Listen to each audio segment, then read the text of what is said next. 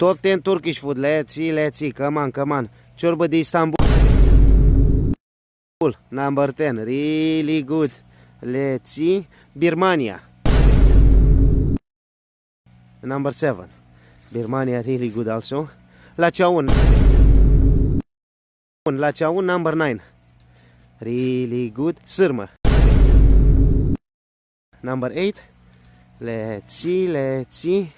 Carnaval. 6. Carnaval also good. Yes. Bangladesh Akar. 5. Adana Kapak. Number 4. Let's see. Postravaț. 3. Çok güzel. 2. And number 1, the best Turkish food is cafea.